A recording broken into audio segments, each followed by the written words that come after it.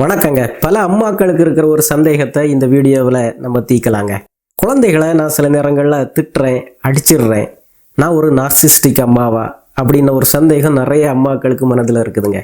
குழந்தைகளை நீங்கள் சில வேளைகளில் அடிக்கிறது, திட்டுறது உங்களுடைய மன அழுத்தம் அல்லது வேலை அழுத்தம், பொருளாதார அழுத்தம், வீட்டில் உள்ள சிக்கல்கள் இவற்றினுடைய பிரதிபலிப்பாக கூட இருக்கலாங்க. இந்த வீடியோவை நீங்கள் கடைசி வரை பார்த்தீங்கன்னு சொன்னால் என்னென்ன குணங்கள் உங்கள்கிட்ட இருந்ததுன்னா நீங்கள் உண்மையிலே ஒரு நர்சிசிச குணம் இல்லாத ஒரு சாதாரண அம்மா தான் அப்படிங்கிறத புரிஞ்சுக்குவீங்க. முதல்ல பார்த்தீங்கன்னா ஒரு நர்சிசிச அம்மாவுக்கு பரிவு இருக்காதுங்க, எம்பதி இருக்காது, அந்த உணர்வு ஆளுமை ரொம்ப கம்மியாக இருக்காங்க. குழந்தை ஒரு வருத்தத்தில் இருந்தாலோ அல்லது தனது கவலையை சொல்ல வந்தாலோ இந்த அம்மா நேரம் கொடுக்காதுங்க, செவி கொடுக்காது, மாற அவமானம் செய்யும், புறக்கணிக்குங்க. ஆனால் நீங்கள் பிஸியாக இருந்தாலும் வேலையில் இருந்தாலும் அல்லது வெளியே வேலைக்கு போயிட்டே வந்தாலும் கொஞ்ச நேரமாவது உங்கள் குழந்தைக்கு செவி கொடுக்குறீங்க, உங்கள் குழந்தையுடைய உணர்வை கேட்குறீங்க அப்படி சொன்னால் நீங்கள் ஒரு நல்ல அம்மாங்க. அதாவது ஒரு நர்சிசிஸ்டிக் அம்மாவுக்கு தன்னுடைய தேவைதாங்க பிரதானம். அவங்க ஒரு டிவி பார்த்துக்கிட்டு இருந்தாலோ ஒரு வேலையில் இருந்தாலோ அல்லது சோர்வாக இருந்தாலோ குழந்தைய கவனிக்காது. கை குழந்தையாக இருந்தால் கூட அது அழுதாலோ அல்லது பசியில் இருந்தாலோ வீட்டில் உள்ள மற்றவங்க தான் அந்த குழந்தைய கவனிப்பாங்களே தவிர அந்த அம்மா அவ்வளவு ஈஸியாக எழும்பி போகாதுங்க. ஆனால் ஒரு டயர்டான அம்மா அல்லது ஒரு சாதாரண அம்மா அப்படின்னா அவங்க எவ்வளவு பிஸியாக இருந்தாலும் குழந்தையுடைய தேவையை உடனே கவனிக்க போகுங்க. ஆக நீங்கள் களைப்பாக இருக்கிறதுனால வேலைக்கு போயிட்டதுனால அந்த குழந்தைக்கு உடனே பரிவு கொடுக்க முடியலைன்னா கூட வந்த பிறகு அந்த குழந்தைக்கு அந்த பரிவு அதிகமாக கொடுக்கும்போது அதை தாமதமாக கொடுத்தாலும் நீங்கள் ஒரு நல்ல அம்மா தாங்க. ரெண்டாவதை பார்த்தீங்கன்னா குற்ற உணர்வுங்க, கில்ட்டுன்னு சொல்கிறோம் இல்லையா. ஒரு நார்சிசிஸ்டிக் அம்மாவுக்கு குழந்தைகளை அடித்த பிறகு திட்டின பிறகு எந்த உணர்வும் இருக்காதுங்க. அந்த குழந்தை அழுதுகிட்டு இருக்கும், பயிர்ந்து படிடா சும்மா சீன் போட்டுக்கிட்டு இருக்கிறேன் இந்த மாதிரி தான் சொல்லலாம். அந்த குழந்தையுடைய அந்த உணர்வை புரிஞ்சிக்காது. அந்த குழந்தைய அடித்ததுக்கும் அந்த குழந்தைய தான் காரணம் சொல்லுவாங்கங்க. நீ தப்பு செய்ததுனால தானே அடித்தேன், நீ தானே என்னை அடிக்க வச்ச, இந்த மாதிரி அந்த குழந்தை மேலே தான் திரும்ப திரும்ப பாரத்தை இறக்கிக்கிட்டே இருப்பாங்க. ஆனால் ஒரு சாதாரண அம்மா கோபத்தில் அடிச்சிட்டாலும் அந்த குழந்தை தப்பே செய்திருந்தா கூட அந்த குழந்தை அழுதுகிட்டு இருக்கிறத பார்த்தா அந்த அம்மாவுக்கு மனம் இறங்குங்க, போய் அந்த குழந்தைகிட்ட மன்னிப்பு கேட்பாங்க, அந்த குழந்தை பக்கத்தில் போய் உட்காருவாங்க, அந்த குழந்தையுடைய வருத்தத்தை தணிக்கிறதுக்கு குறைக்கிறதுக்கு முயற்சி எடுப்பாங்கங்க. ஆக இந்த கில்ட் வருது, ஒரு குற்ற உணர்வு வருது அப்படி சொன்னால் நீங்கள் உண்மையிலேயே அந்த குழந்தைய அன்பு செய்கிற அம்மானி அர்த்தங்க. மூணாவதை பார்த்தீங்கன்னா ரொம்ப முக்கியமான ஒரு வித்தியாசங்க, தன்னுடைய குணத்தை மாற்றுறதுக்கு முயற்சி பண்ணுற அம்மா நல்ல அம்மாங்க. ஒரு நார்சிசிஸ்டிக் அம்மா தன்னுடைய குணத்தை மாற்றிக்கவே செய்யாது. உளவியலுக்கே சவால் விடுகிற ஒரு கேரக்டருங்க இந்த நார்சிசிஸ்டிக் குணம். இப்போ மருத்துவமனையில் தீவிர சிகிச்சை பிரிவில் அனுமதிக்கப்பட்டிருக்கிற நோயாளியாக இருந்தால் கூட அந்த மருந்து உடலில் ஏறிச்சுது, ஒரு ரெஸ்பான்ஸ் இருந்ததுன்னு சொன்னால் உயிர் பிழைக்கிறதுக்கான வாய்ப்புகள் அதிகங்க. அந்த மருந்தை உடல் ஏற்றுக்கலை, ரெஸ்பாண்ட் பண்ணலை அப்படி சொன்னால் எந்த ஒரு உதவியும் செய்ய முடியாது, உயிரிழக்கிறதுக்கான வாய்ப்பு தான் அதிகங்க. உளவியல்லாம் அதே போல தாங்க. நாம் சில மாற்றங்களை சொல்கிறோம், அறிவுரைகளை சொல்கிறோம், ஏற்றுக்கிட்டால் தானங்க மாற்றம் நடக்கும். நான் அப்படி தான் இருப்பேன், நான் இப்படி தான் அடிப்பேன், நான் அம்மா, நான் பெரிய ஆளா அவன் பெரிய ஆளா, இந்த மாதிரிலாம் விதண்டாவாதம் பேசிக்கிட்டு இருந்தா எந்த உளவியலாளர்களாலும் ஒரு பேரண்டிங்கை சரி செய்ய முடியாதுங்க. ஆக ஒரு நார்சிசிஸ்டிக் அம்மா அப்படின்னு சொன்னால் ஒரு உளவியலாளர் சொல்கிற அல்லது வீட்டில் பெரியவங்க சொல்கிற மற்றவங்க சொல்கிற ஏன் குழந்தையே சொல்கிற அடிக்காதம்மா வலிக்குதுமா ஏன் அடித்த அப்படி கேட்டால் போடா நீ தப்பு செய்த அடித்தேன், நான் அப்படி தான் அடிப்பேன், அப்படி தன்னுடைய அந்த குணத்தை நியாயப்படுத்திக்கிட்டே இருப்பாங்கங்க.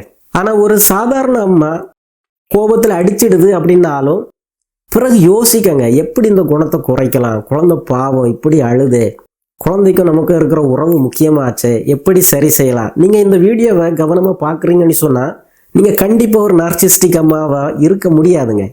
ஏன்னா உங்களுக்கு மாற்றம் செய்யணும் அப்படிங்கிற ஒரு ஆர்வம் இருக்குது பாருங்கள். நார்சிசிஸ்டிக் அம்மாவுக்கு அட்வைஸ் பிடிக்கவே செய்யாதுங்க. யார் அட்வைஸ் பண்ணாலும் அவங்க எதிரி தான். குழந்தை அட்வைஸ் பண்ணால் குழந்தை எதிரி, கணவன் அட்வைஸ் பண்ணால் கணவன் எதிரி, பெரியவங்க அட்வைஸ் பண்ணால் அவங்க எதிரி. யாரும் அவங்களுடைய குணத்தை அல்லது அவங்களுடைய செயலை தப்புன்னு சொல்லக்கூடாது, சொன்னால் அவங்கள பிடிக்காது. ஆனால் ஒரு சாதாரணமாக அப்படி இல்லைங்க, மற்றவங்க சொல்கிறது அல்லது குழந்தை சொல்கிற கருத்தை ஏற்றுக்கிறதுக்கான ஒரு திறந்த மனம் இருக்குங்க. நாலாவதை பார்த்தீங்கன்னா நோக்கங்க, இன்டென்ஷன். ஒரு அம்மா செய்கிற ஒவ்வொரு செயல்லையும் ஒரு நல்ல நோக்கம் இருந்ததுன்னா அது நல்ல அம்மா தாங்க. ஆனால் ஒரு நார்சிசிஸ்டிக் அம்மா குழந்தைய பாராட்டினாலும் சரி அடித்தாலும் சரி அதனுடைய சுயநலம் தான் அதில் மேலோங்கி இருக்காங்க. இப்போ ஒரு குழந்தை பரிசை வாங்கிட்டு வந்தாலும் அந்த குழந்தைய பாராட்டும் போது நான் இவ்வளவு கற்று தந்ததுனால தான் நீ பரிசு வாங்கின அப்படி தான் சொல்லும். அந்த குழந்தை பரிசு வாங்கினதை ஒரு ஃபோட்டோ எடுத்து ஸ்டேட்டஸில் வைக்குதுன்னு சொன்னால் அந்த அம்மாவுடைய மனதில் என்ன இருக்குன்னு சொன்னால் குழந்தைய பாராட்டுறதுக்காக வைக்காது, ஏன் குழந்தை பரிசு வாங்கியிருக்குது பாரு, நாம் பெத்த பிள்ளை, அந்த மாதிரி தற்பெருமைக்காக வைக்காங்க. ஆக குழந்தை ஜெயித்ததுன்னா கிரெடிட் முழுவதும் எடுக்கிற ஒரு நார்சிசிஸ்டிக் அம்மா அந்த குழந்தை தோத்துடுச்சு, மார்க்கு கம்மியாயிடுச்சு அப்படி சொன்னால் பழி முழுவதையும் தூக்கி அந்த குழந்தை மேலே போடாங்க. எல்லாம் ஒன்றால தான். நான் எவ்வளவு கஷ்டப்பட்டு உனக்கு சொல்லி தந்தேன், உனக்கு மண்டையில் ஏதாவது இருக்குதா மக்கு, உன்னை வச்சு நான் எப்படி பழைக்க போகிறேன், இந்த மாதிரி அந்த குழந்தைய ரொம்ப மட்டம் தட்டுங்க. ஆனால் ஒரு சாதாரண அம்மா அந்த குழந்தை ஒரு பரிசு வாங்கும்போது அந்த குழந்தைய பாராட்டாங்க. நீ போட்ட முயற்சிக்கு இவ்வளவு பெரிய வெற்றி கிடைச்சிருக்குது பாடுறா, உன்னால் முடியண்டா அப்படி சொல்லி அந்த குழந்தைய தான் மையப்படுத்தும். குழந்தை தோற்றாலுமே அந்த குழந்தையுடைய தோல்வியை ஏற்றுக்கங்க, அந்த குழந்தைய தட்டி கொடுக்கும். அடுத்த தடவை பார்க்கலாம்டா, சரி வருத்தப்படாத, நல்லா படி, மார்க்கு கிடைக்கும், இந்த மாதிரி அந்த குழந்தைய உற்சாகப்படுத்துங்க. அஞ்சாவதை பார்த்தீங்கன்னா குழந்தைய கட்டுப்படுத்துறதுங்க, தன்னுடைய கண்ட்ரோலில் வைக்கிறது. நான் சொல்கிறத தான் செய்யணும், என்கிட்ட கேட்காம எதுவும் செய்யக்கூடாது. குறிப்பாக குழந்தைகள் படிக்கிறது, நீ இதை தான் படிக்கணும், நீ டாக்டராக தான் மாறணும், இன்ஜினியராக தான் மாறணும், இந்த மாதிரி கமெண்ட் பண்ணுறது.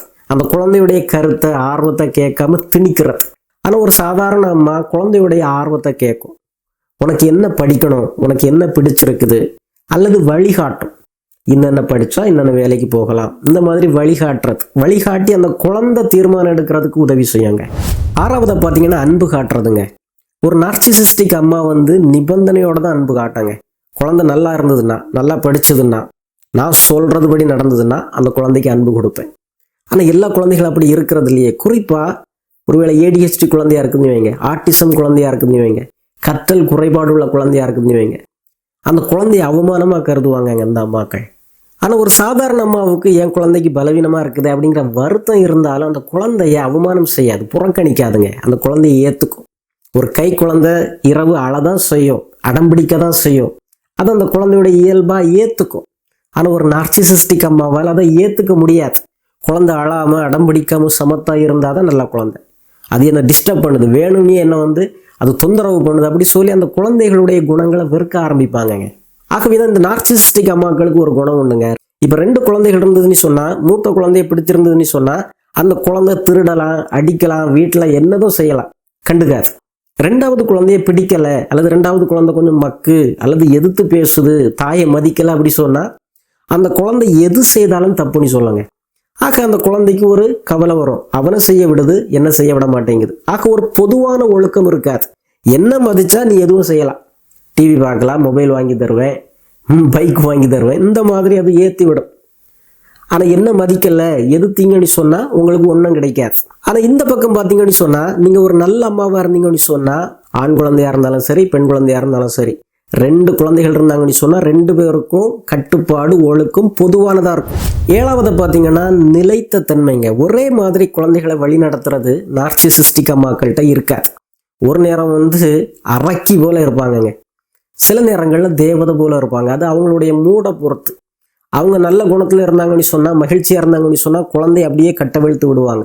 நீ டிவி பாரு, விளையாடு, இந்த நிறைய காசு வச்சுக்க அப்படி சொல்லி அந்த குழந்தைய ரொம்ப தாஜா பண்ணுவாங்க. தனக்கு மூடு சரியில்லை அப்படி சொல்லிட்டு அந்த குழந்தைய அவமானம் பண்ணும், திட்டும், அடிக்கும். அதாவது தன்னுடைய உணர்ச்சியினுடைய வடிகாலாவே அந்த குழந்தைய நடத்திக்கிட்டு இருக்காங்க. ஆக அந்த குழந்தைக்கு பெரிய கன்ஃபியூஷன் வந்துடுங்க.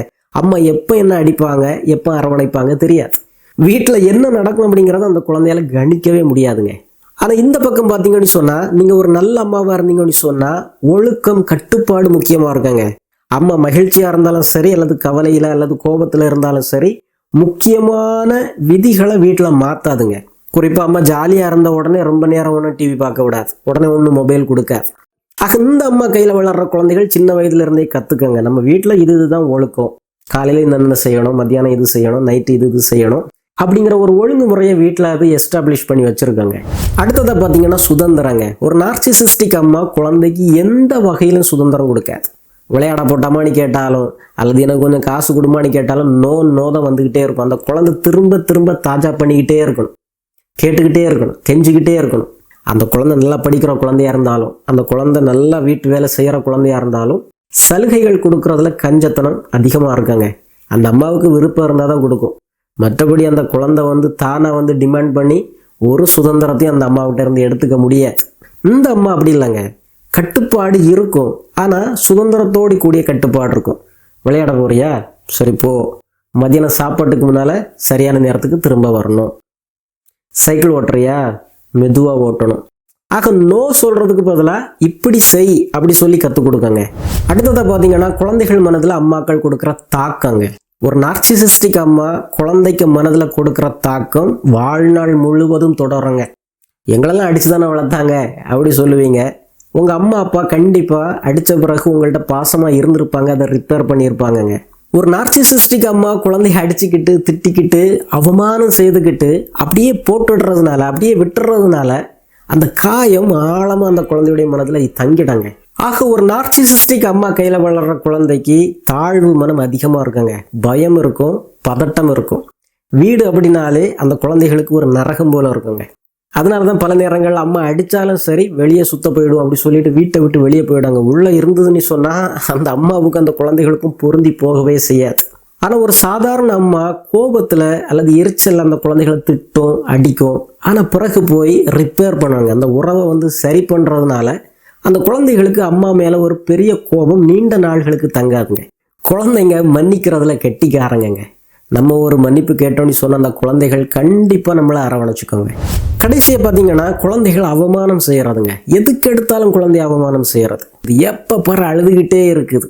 இவன் பிறந்ததுனால என் வாழ்க்கையே நாசமாயிடுச்சு இப்படி ஒரு வார்த்தையை அந்த அம்மா சொல்லிச்சுன்னா அந்த குழந்தை எப்படிங்க ஒரு தன்மதிப்புள்ள குழந்தைய வளர முடியும்? ஆனால் இந்த மாதிரி கனமான வார்த்தைகளை இந்த அம்மா ரொம்ப எளிதாக பயன்படுத்துங்க, அதிகமாக பயன்படுத்தும்.